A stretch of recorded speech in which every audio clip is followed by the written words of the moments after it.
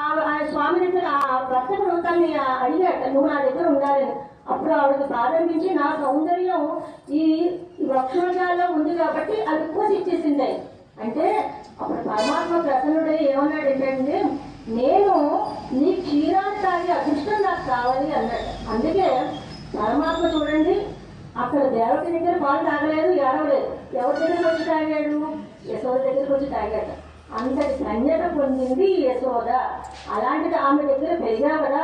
దేవత ఇటువంటి విధంగా పవిత్రవాలి అంటే ఆయన కన్నది ఎలా కన్నా ఏంటంటే శంఖ చక్ర గదాధరుడే జన్మించాడు.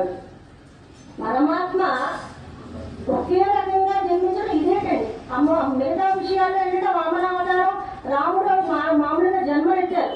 కానీ పరమాత్మ శంఖ చక్ర గదాధరుడే ఈవిడికి జన్మించడం అనేది గొప్ప విశేషం. ఆ భాగ్యాన్ని దేవకి పొందింది. అప్పుడు ఆవిడ ఏం చెప్పింది ఏంటంటే, భగవంతుడా నువ్వు నాకు జన్మించావు, చాలా అదృష్టం నా జన్మ. కానీ నువ్వు ఇలా కనిపిస్తే కంసుడు ఏం చేస్తాడు? నేను సంహరించేస్తాడు. అందుకని నువ్వు ఇది ఉపక్రమించుకో అని చెప్పేట.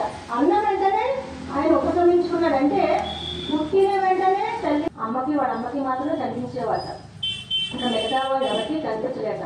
అలాంటి రాత్రి ఎంత గొప్పదంటే, ఒక పక్కన అమ్మకు ఒక అమ్మకి పుట్టావు, ఆ రాత్రిలోనే మీరు ఒక అమ్మకి వెళ్ళి పెరిగావు కదా. అలాంటి నీ జన్మ రహస్యాన్ని ఈ రోజు మేమందరం తెలుసుకుంటామని ఒడుతు మగనాయి విరందు ఓరిరవి ఒడుతు మగనాయి ఒడుతు వడరా సరికి నానాది తాను తీంగ కరుచే విజయపిత్తు. అంటే ఓడలేని వాడు ఎవరంటే కంసుడు. కంసుడికి భయపడేది దాక్కోలేతున్నాడు.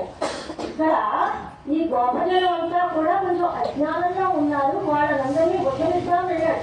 కృష్ణ పరమాత్ముడు భయం ఏంటంటే ఆయన చాలా భయం. ఆ పరమాత్మ భయపడేది ఎవరికి ఏం లేదు.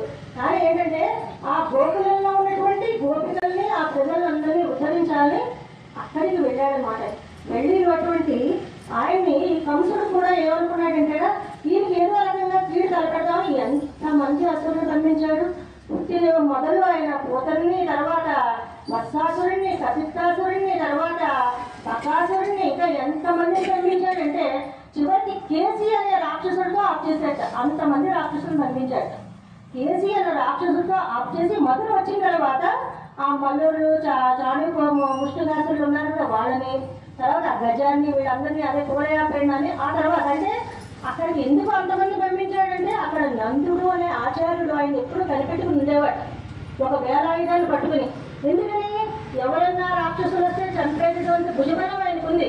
కంసుడు కూడా భయపెట్టింది అక్కడ రావడానికి. ఎందుకంటే నందుడు అంటే చాలా భయం కదా, నందుడికి అంత భుజబలం ఉందని కంసుడు కూడా తెలుసు. కాబట్టి అంతమంది రాక్షసులు పంపించాలంటే తను ఎప్పుడు అక్కడికి వెళ్ళలేదు ఆ నందుడంలో.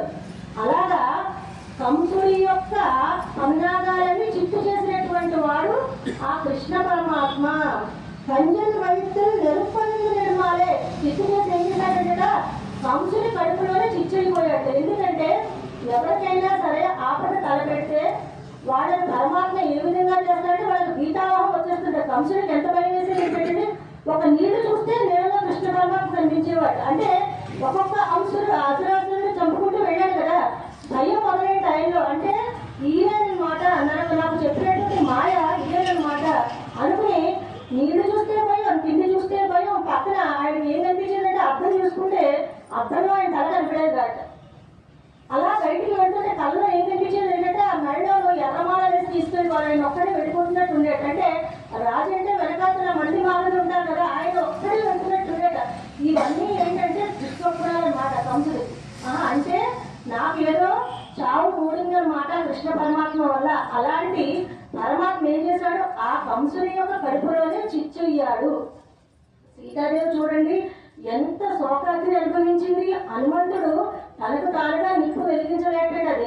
అది ఆవిడ యొక్క సీతాగ్ని అంతా, ఆ సీతాదేవి యొక్క బాధలంతా కూడా అలా అగ్నిగా మారి మొత్తం అంతా దహించేసేది. దానికి ఉపమానంగా అని చెప్తారు. ఇక్కడ కూడా కంసుడు ఎంతమంది అయితే అసురుని బంధించాడో వాళ్ళందరినీ సంహరించాడో, ఎంతమంది ఊరుని బాధ పెట్టాడో వాళ్ళ బాధంతా కూడా ఇప్పుడు కృష్ణ పరమాత్మ రూపంలో ఆయన కడుపులో చిచ్చైపోయింది. అక్కడ ఏం చేశారు, అక్కడ ఏమైనారంటే కంజన్ వైద్యులు నెరుపని నెడుమాలే అన్నారు. కంసుని కడుపులో చిచ్చైనటువంటి గెలిచిన ఆశ్రిత వ్యామోహం కలవాడ. ఎంత ఆశ్రిత వ్యామోహం కలదండి స్వామికి. భక్తుల యొక్క పరాధ్యతకి లొంగిపోయినటువంటి పరమాత్మ ఆయన. ఎంతమంది భక్తులను ఉద్ధరించాడు. వాళ్ళకి ఏదైనా కష్టం వస్తే మనకే కష్టం వచ్చిందని బాధపడేటటువంటి పరమాత్మ. మన కోసమే కదండి రాముడు వచ్చాడు, మన కోసమే కదా వామనుడు వచ్చాడు. వీళ్ళందరూ కూడా మనల్ని ఉద్ధరించడానికి వచ్చిన వాళ్ళే. ఆ జన్మలో మనం ఎవరో తెలియదు, కానీ ఈ జన్మ ఏంటంటే భగవంతుడు మనకి ఇచ్చింది. ఇప్పటికైనా మనం దీన్ని భగవంతుని యొక్క గుణాన్ని తెలుసుకుని ఆయన కలియుగంలో ఏంటి కావాలి, నామ సంకీర్తనం చేస్తే చాలు. ఇది ఏమీ చేయక్కర్లేదు మనం. నామ సంకీర్తన, ఆ నామ సంకీర్తనం చేసుకుంటే చాలు. అలాంటి ఆశ్రిత వ్యామోహం కలవాడా ఉన్నై అరిక్తితో వందాం నిన్ను కోరి వచ్చాం. ఏమొచ్చాం? పరై తత్యాసులు. పర అనే వాయిద్యం గురించి చెప్పుకున్నా కదా. అసలు పర అనే వాయిద్యం అంటే ఏంటంటే, కృష్ణ పరమాత్మ చిన్నప్పుడు చిన్న డోలు ఇలా బొచ్చ కట్టుకుని ఎలా కదా డబ్బు వాయించుకుంటూ తిరిగేవాటాడు. అది పర, అది చిన్న పర. ఇంకా పెద్ద పనులు ఉంటాయి స్వామివారి దగ్గర మంది మాగదులు వాయించడానికి. అలాంటి పర, ఆ శబ్దం వింటే పరమాత్మ బయటకు వస్తాడు అని చెప్పడానికి పర అనే వాయిద్యం కావాలి. మొదటి పస నుంచి అడుగుతారు పర పర పర. కానీ గోపిక యొక్క ఉద్దేశం ఏంటంటే పర అంటే నారాయణుడే. పర అంటే మాకేంటి? మోక్షం కావాలని అడిగాడు వాడు. మాకు ఇంకేమొచ్చు, ఎత్తెత్తు ఏదేసి కవిత్వం ఉందన్నోడు ఉత్తేమయ్యా ఉనక్కేనా మర్చి ఉమ్మా. మాకేం కావాలి? ఎప్పుడు నీ సేవ చేయడమే కావాలి, నీ కైంకర్యం చేయడం కావాలని అడిగారు కదా. ఆయన అన్నాడు, ఏంటి పరాలు వాయించడానికి అడగడానికి వచ్చారా మీరు? మరి నేను ఏమన్నారు? నీకు మంగళాశాసనం చేయడం ఒకటే చాలన్నారు కదా, తప్ప మాకు ఇంకోటి లేదు కదా. మరి మీరు పరా అడుగుతున్నారంటే అంటే మీరు ఏమి ఉద్దేశం ఉందో చెప్పండి అని అన్నాడు ఆయన. తిరుచక్క జలము సేవకం యాంబాడి వరుత్తం గీరించి మగిలిండు అన్నారు. మేము ఏం కోరడానికి వచ్చామంటే మీ వీర